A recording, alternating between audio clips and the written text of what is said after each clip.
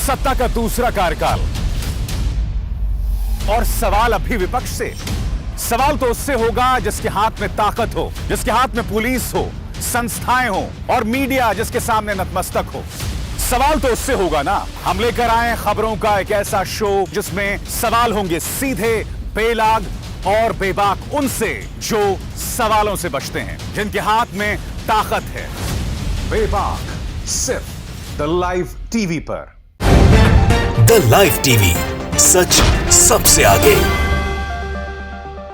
नमस्कार, आप देख रहे हैं बेबाक, मैं अभिसार शर्मा। दोस्तों, जो तस्वीरें मैं आपको बताने वाला हूं, मुख्यधारा का मीडिया आपको नहीं दिखाएगा, क्योंकि अब तक मुख्यधारा का मीडिया यह कह रहा था कि विपक्ष तो जमीन पर ही नहीं उतर रहा है, विपक्ष कुछ कर ही नहीं रहा है। मगर अब जिस तरह से अखिलेश यादव और प्रियंका गांधी वाड्रा उत्तर प्रदेश की राजनीतिक जमीन पर मुख्यमंत्री आदित्यनाथ को चुनौती दे रहे हैं, वो अपने आप में नजारा देखने लायक है। साथ ही मैं आपको यह भी बतलाऊंगा अपने इस कार्यक्रम में कि किस तरह से मुख्यमंत्री आदित्यनाथ की सरकार विपक्ष जो एक आम तौर पर काम करता है वो तक बर्दाश्त करने को तैयार नहीं है। कार्यक्रम में मैं आपको बतलाने वाला हूं, मगर सबसे पहले दोस्तों मैं आपको बतलाना चाहूंगा कि पूर्व मुख्यमंत्री अखिलेश यादव ने अपनी विजय यात्रा शुरू कर दी है और इसका आगाज उन्होंने किया कानपुर से। मैं आपको वीडियोस दिखाना चाहूंगा दोस्तों कि जनता में किस तरह का हुजूम है। यह तस्वीर जो मैं अभी आपको दिखाने वाला हूं, इसका मकसद यह नहीं है कि उन्होंने आज अपनी विजय यात्रा शुरू कर दी, बल्कि यह है कि जो लोग अब तक यह कह रहे थे कि अखिलेश यादव जमीन पर उतरने को तैयार नहीं है, वो जनता के बीच जाने को तैयार नहीं है, उनके लिए यह तस्वीर आंख खोलने वाली है। मैं चाहूंगा आप यह वीडियो देखिए।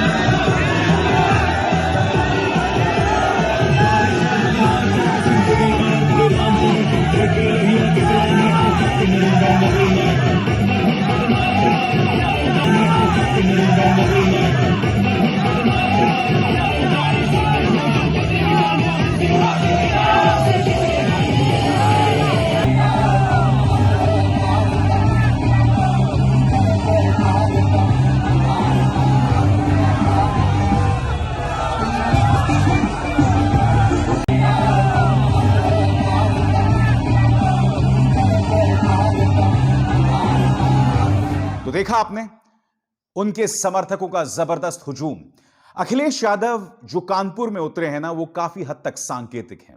उसे आपको समझना पड़ेगा, क्योंकि अखिलेश यादव गंगा पर उतरे हैं। जी हां, और गंगा के जरिए वो एक संदेश देने का प्रयास कर रहे हैं। दोस्तों, मैं आपको दिखलाना चाहूंगा कि गंगा में किस तरह से समाजवादी पार्टी कार्यकर्ता, देखिएगा किस तरह से नाव चला रहे हैं। यह अपने आप में एक सांकेतिक नजारा है और इसके जरिए अखिलेश यादव एक संकेत देना चाहते हैं, जो मैं आपको इस वीडियो के बाद बताऊंगा।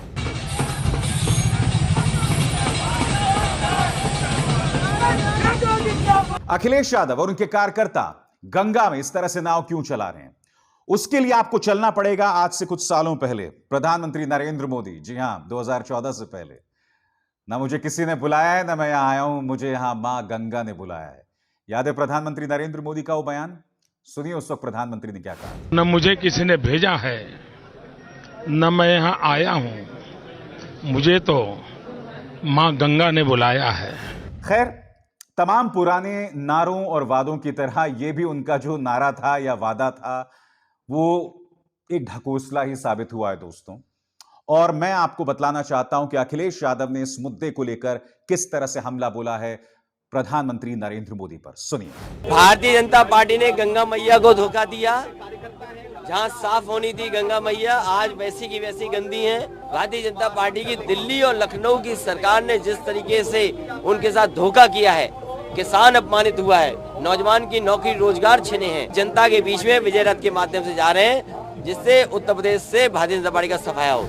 अखिलेश यादव ने आज वहां पर जबरदस्त रोड शो भी किया दोस्तों, और इसकी एक झलक देख के आपको लगेगा कि कहीं ना कहीं आम जनता में विपक्ष अगर एक कड़ी चुनौती दे, उसे लेकर जबरदस्त उत्सुकता है। मगर बड़ा प्रश्न दोस्तों वही बना हुआ है कि क्या विपक्ष वाकई मुख्यमंत्री आदित्यनाथ और भारतीय जनता पार्टी को उसकी जमीन पर उतरकर चुनौती देने को तैयार है। मैं चाहूंगा दोस्तों कि आप देखिए कि अखिलेश यादव को उनके रोड शो में किस तरह की प्रतिक्रिया मिली।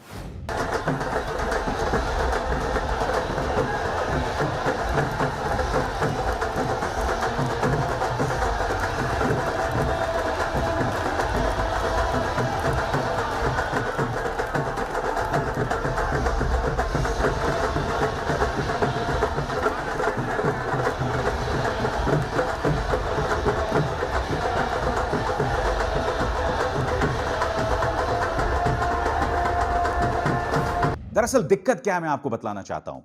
कहीं ना कहीं विपक्ष को यह प्रमाण देना पड़ेगा कि आज अगर अखिलेश यादव और प्रियंका गांधी वाड्रा जो हैं जमीन पर उतरे हैं तो क्या उनकी चुनौती स्थायी रहेगी, यानी कि अगले 5 महीने तक क्या वो इस तरह का तापमान, इस तरह का टेम्पो बनाकर रखेंगे, या कहीं ऐसा तो नहीं होगा कि 1 महीने के बाद पूरी तरह से खामोशी।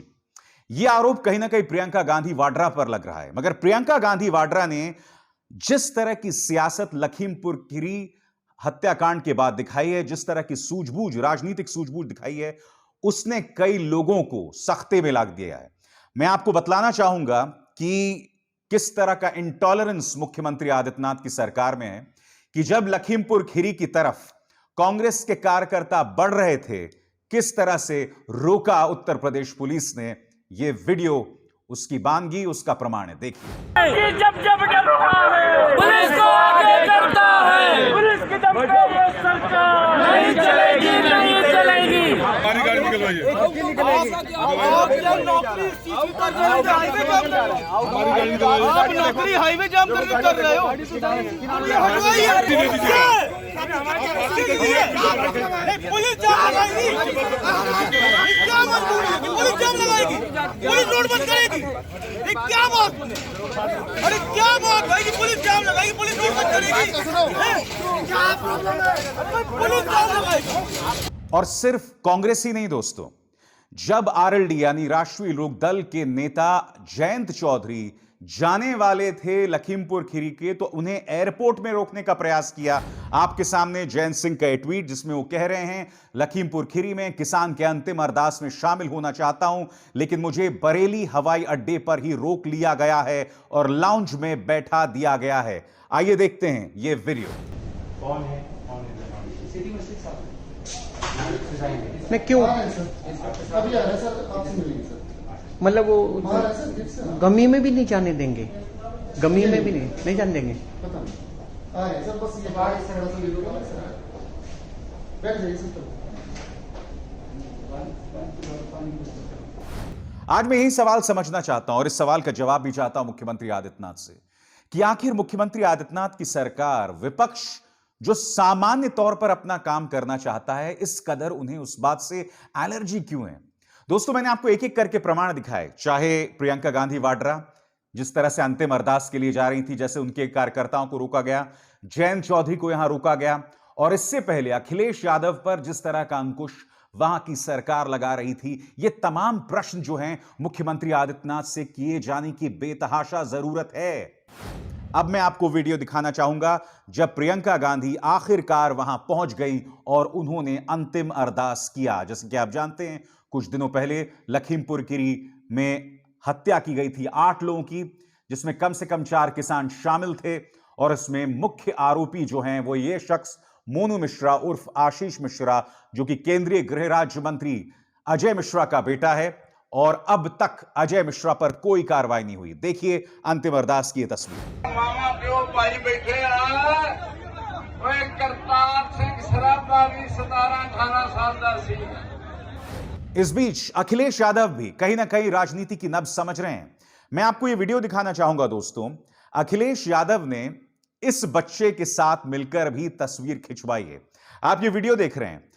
मैं आपको बतलाना चाहूंगा, ये जो बच्चा है जिसने लाल टोपी और लाल शर्ट पहनी हुई है, दरअसल ये वो बच्चा है जो आज से करीब 5 साल पहले, करीब 2016 में जब नोटबंदी बरपाई गई थी देश की जनता के ऊपर, तब इस बच्चे का जन्म लाइन में खड़े होकर उसकी मां ने दिया था। दोस्तों, अखिलेश यादव कहीं ना कहीं इस तस्वीर के जरिए पूरे प्रदेश की जनता को एक सांकेतिक जो है संदेश दे रहे हैं कि नोटबंदी जैसे दंश से किस तरह से छोटे धंधे बर्बाद हो गए, किस तरह से लोगों की रोजी रोटी छीन ली गई, और अखिलेश यादव इस वीडियो के जरिए वही संदेश जो है प्रदेश की जनता को दे रहे हैं। मैंने कार्यक्रम में आपसे कहा कि आखिर क्यों भारतीय जनता पार्टी में इस कदर असहिष्णुता है विपक्ष को लेकर। क्योंकि देखिए, भारतीय जनता पार्टी क्या करती है, दोनों तरफ से खेलती है। एक तरफ से इनका पालतू मीडिया कहता है कि विपक्ष जमीन पर क्यों नहीं उतरता। अब विपक्ष जब जमीन पर ही नहीं उतरता तो हम विपक्ष को क्या दिखाएं, जो सरासर झूठ है। आप जानते हैं कि पेट्रोल के दामों को लेकर कांग्रेस लगातार चुनौती दे रही है। मगर यह कभी भी आप मुख्यधारा के मीडिया न्यूज चैनल्स पे नहीं देखते। दूसरी तरफ जब विपक्ष जमीन पर उतरता है तो जैसा कि मैंने आपको बताया, लखीमपुर खीरी आरएलडी के कार्यकर्ता जा रहे थे, आरएलडी के नेता जा रहे थे, किस तरह से उन्हें रोक लिया गया हवाई अड्डे में, कांग्रेस के कार्यकर्ताओं को रोका गया। यही नहीं, आपने देखा किस तरह से अखिलेश यादव पर अंकुश लगाया गया। अब एक खबर मैं आपको दिखलाना चाहूंगा दोस्तों, और यह खबर अपने आप में काफी मायने रखती है। क्या आप जानते हैं कि इनकम टैक्स ने एक और रेड मारी है, एक और छापा मारा है, और यह छापा किस पर मारा है मैं आपको बताना चाहता हूं। आपके सामने न्यूज 18 की खबर, income tax officials raid image consultancy firm hired by DK Shiva Kumar, Congress alleges vendetta. दोस्तों, एक इमेज कंसल्टेंसी फर्म है, यानी कि कांग्रेस इसका इस्तेमाल करती है अपनी छवि को सुधारने के लिए, अपने प्रचार प्रसार के लिए, और इनकम टैक्स ने इस पर रेड मार दी है। डीके शिव कुमार, जो कि कर्नाटक के नेता हैं, जुझारू नेता है कांग्रेस की तरफ से, उन्हें निशाने पर लिया गया यहां पर। और कहीं ना कहीं डीके शिव कुमार चूंकि उनके क्लाइंट थे, जिसके जरिए वो कांग्रेस का प्रचार प्रसार इस संस्था के जरिए करवाना चाहते थे, इसलिए इनकम टैक्स ने इन पर रेड मारी है।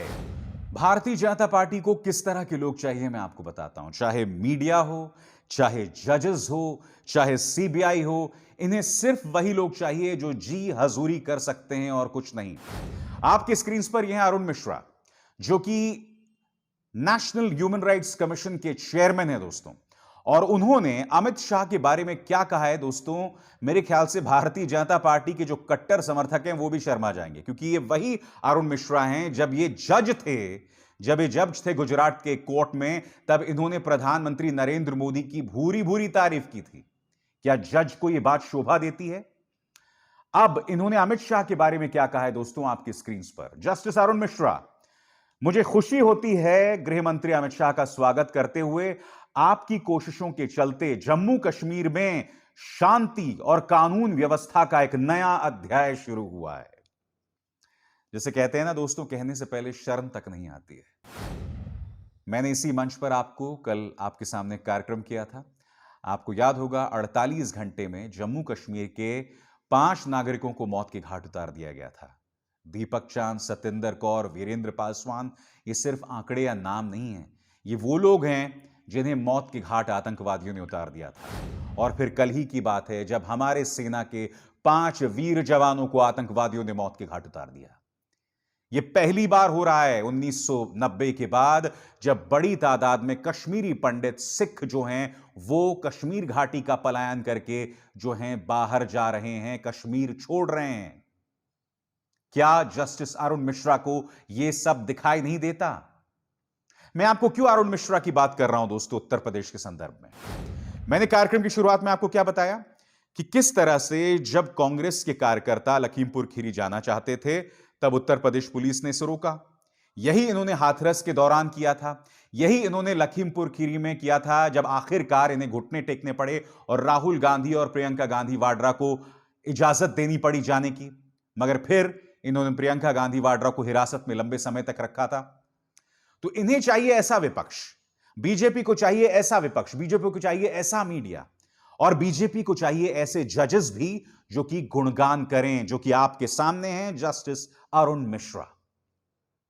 मैं उम्मीद करता हूं कि जस्टिस अरुण मिश्रा जब अपने घर जाते होंगे और घर पहुंच के जब वो अपने इन बयानों को पढ़ते होंगे तो आत्ममंथन जरूर करेंगे, क्योंकि देखिए इसमें मुझे कहीं ना कहीं चाटुकारिता की बदबू आ रही है दोस्तों। एक जज को, एक पूर्व जज को यह बात बिल्कुल भी शोभा नहीं देती है, क्योंकि मैं नहीं भूल सकता हूं, यह बहुत अजीबोगरीब इत्तेफाक है कि justice Ranjan Gogoi, chief justice Ranjan Gogoi जब अपने पद से इस्तीफा देते हैं, जब सेवानिवृत्त होते हैं, उसके तुरंत बाद उन्हें राज्यसभा भेज दिया जाता है।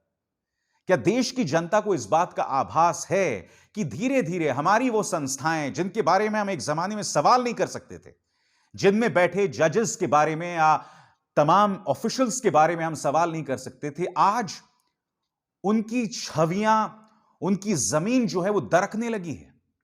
क्या ये इस देश के लोकतंत्र के लिए सही है?